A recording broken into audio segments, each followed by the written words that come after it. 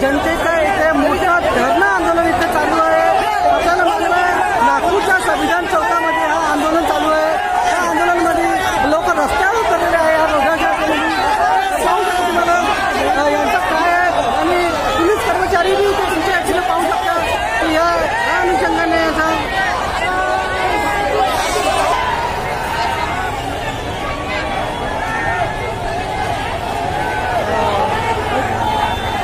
पोलिसांचा तगडा बंदोबस्त सुद्धा इथे केलेला आहे। दोन गवाई समाजाच्या वतीने इथे संविधान चौकात तुम्हाला संविधान चौकात तुम्हाला लाईव्ह दाखवत आहे। इथे आंदोलन मोठं चालत आहे। या आंदोलनामध्ये मोठ्या संख्येने इथे आलेले आहे। पोलिसांनी चांगला इथे तगडा बंदोबस्त केलेला आहे। चांगला प्रशासन आहे त्यांच्याकडे प्रतिसाद मिळण्यासाठी। परंतु आता जनता रस्त्यावर उतरलेली आहे। तुम्ही आमच्या चॅनलवर तुम्ही लाईव्ह पाहू शकता। ह्या चॅनलवरून तुम्हाला काय यांची परिभाषा चालू आहे। मोठं एक आंदोलन त्यांना पुकारलेलं आहे।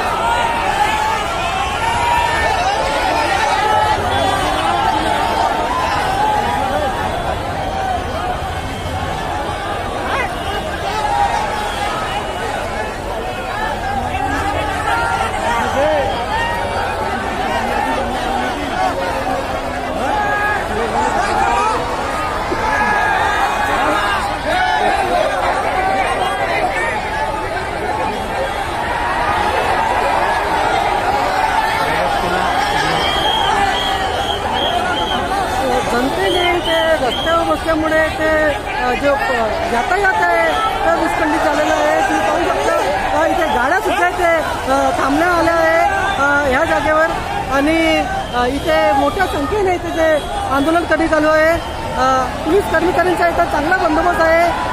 शांततेच्या तरीकेने आंदोलन व्हावा अशी त्यांची एक मागणी आहे।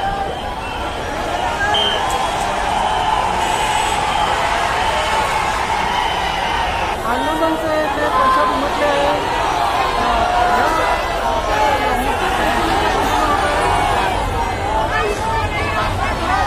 संविधान चौकात आंदोलन करण्यासाठी समोर तुम्हाला रिझर्व्ह बँक दिसते।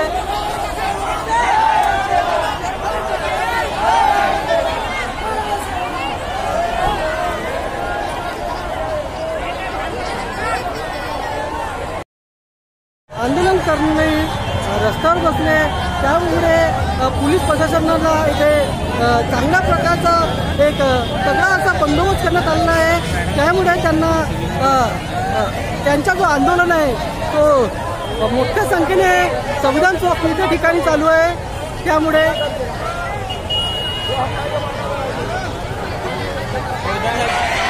पोलिसांच्या इथे गाड्या बी सुद्धा इथे आलेल्या आहे। तुम्ही पाहू शकता इथे जो आंदोलनकर्मी आहे त्याच्यामुळे इथे मोठ्या संख्येचं आंदोलन होत आहे। त्यामुळे त्यांना आंदोलन त्यांचा एक मोठ्या संख्येने इथं दल आलेला आहे।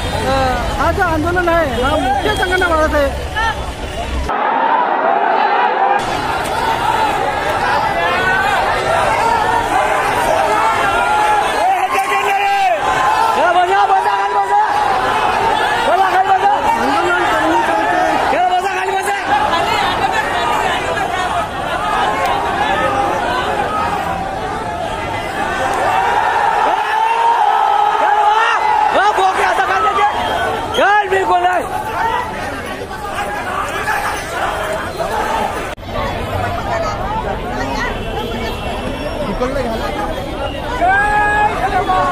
गाडीजवळ आता रस्ता हे झाला गाडी घेऊन यू टर्न मारून पेट्रोल पंपावर आणली आहे। कारण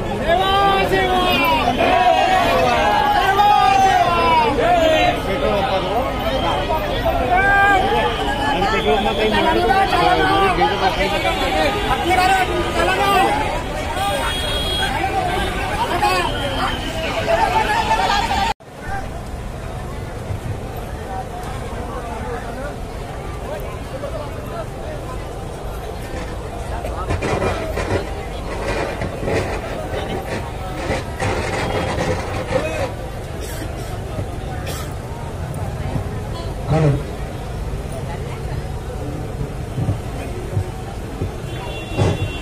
सर्वांना जय सेवा।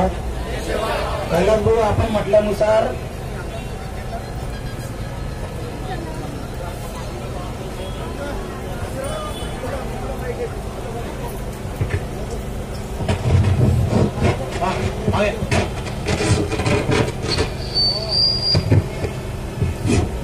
आपण म्हटल्यानुसार तुमचं ठोकरपणा करू नये. मला हे सांगा, मागच्या आंदोलनात आपण 17 दिवस बसलो. देशात साधा त्यांच्या पक्षाचा ग्रामपंचायत सदस्यांनी आला, हे लायकी आपल्या समाजाची यांनी दाखवली, तरी तुम्ही त्यांच्यावर भरोसा ठेवता. पुण्या बॅचवर 30 तारखेला तुमच्या जेअरमध्ये दुरुस्ती करून अध्यादेश देणार, हे कशा बेसवर होतं तुम्ही मला हे सांगा.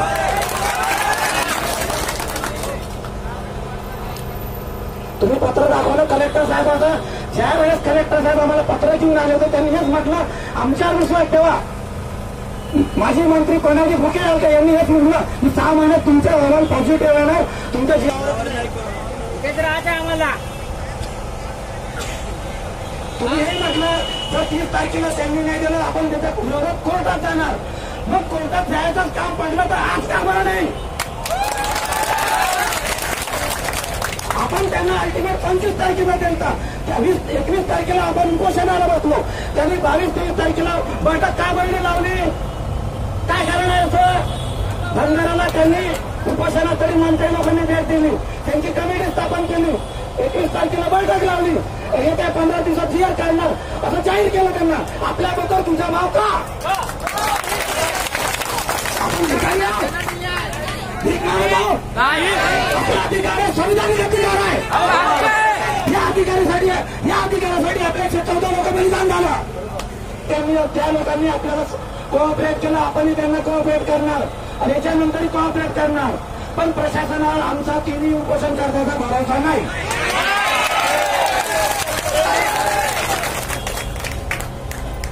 का आम्ही सूत्र होतो का तिथं भेट देण्यासाठी आले नाही. आणि हरामखोर रामटेकचा आमदार इथं आमच्या बाजूला येऊन आमच्या विरोधात म्हणतो 100% जर यांनी काही केलं तर यांना न्याय मिळणार नाही. आदिवासीने हे बोगस आहे. हे असे लोकप्रतिनिधी रिक्षा लोक 50 कोटीच्या मागे पळून जातात.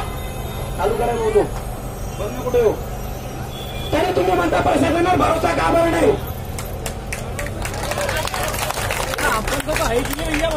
हे लोक पैसे देऊन बोलावलेले गर्दी नाही आहे, स्वतःच्या अस्तित्वासाठी आलेले लोक आहे. वारंवार मागच्या वेळेस आंदोलनात ते लोक आले, 4 तारखेलाही आले, आजही आले, उद्या नाही येणार.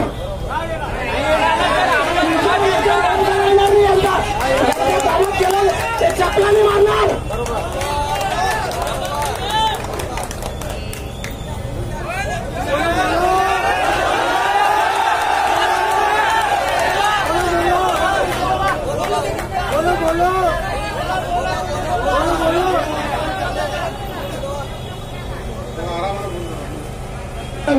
त्यांनी उद्या येण्यासाठी एक कॅबिनेट बैठक लावा आणि ताबडतोब आमच्या जीआर मध्ये अहवाल सादर करून आम्हाला आमचा जीआर आमच्या हातात द्यावा.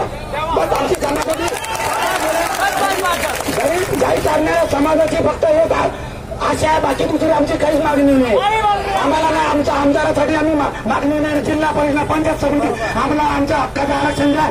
आमच्या ज्या मूल बाळाचं शैक्षणिक नुकसान जे होत आहे ते झालं नाही पाहिजे भविष्यात.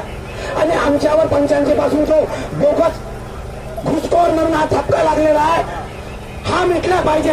यासाठी आमच्या अस्तित्वाची लढाई आहे. तुमच्या म्हणण्याप्रमाणे त्यांनी 30 तारखेला जर नाही दिला तुम्ही सुप्रीम कोर्टात जाणार. मी म्हणतो प्रशासनासमोर म्हणतो पोलीस प्रशासनावर जर त्यांनी नाही दिला तर आपण मला 1 तारखेला इथं आत्मदानाची परवानगी देणार का. मी स्वतः आत्मदान करणार. आपण मला परवानगी देणार का प्रशासन. कलेक्टर साहेबांनी गृहमंत्र्यांनी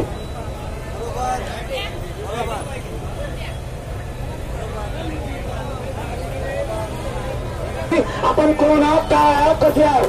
त्यांना एक मिनिट सकाळी कामाला जाणार, लोकांची मोलमजुरी करणं, आपलं घर परिवाराचं पोट मारणं, याच्या व्यतिरिक्त त्यांना काहीच माहिती नाही. आपण अशा समाजाला आपण अन्याय करतात फार केव्हापासून करणार आणि कधी सहन करत राहणार आपण.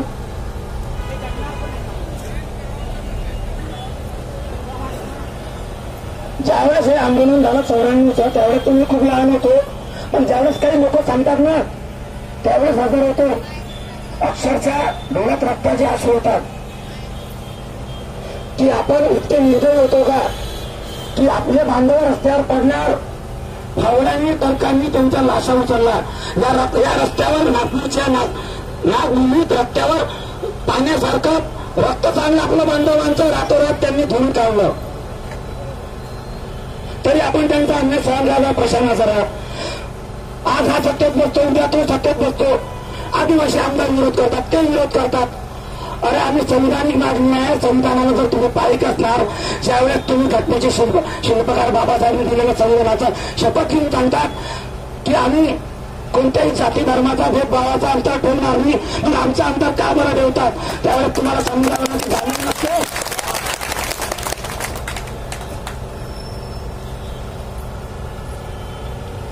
मी आपल्या समोर एवढंच सांगतो, जेवढापर्यंत अहवाल पॉझिटिव्ह त्याचबरोबर त्याच्या दुरुस्तीहून आम्हाला भेटत नाही, आम्ही 3 उपोषण करतो, इथून जाणार नाही.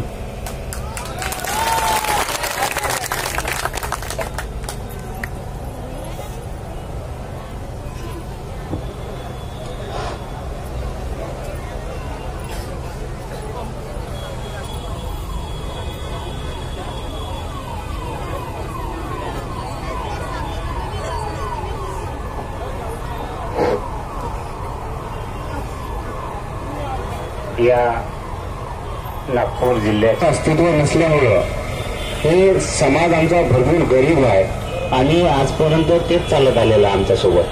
त्याच्यामुळे आज कुठेतरी या आमरण उपोषणाच्या माध्यमातून जे समाज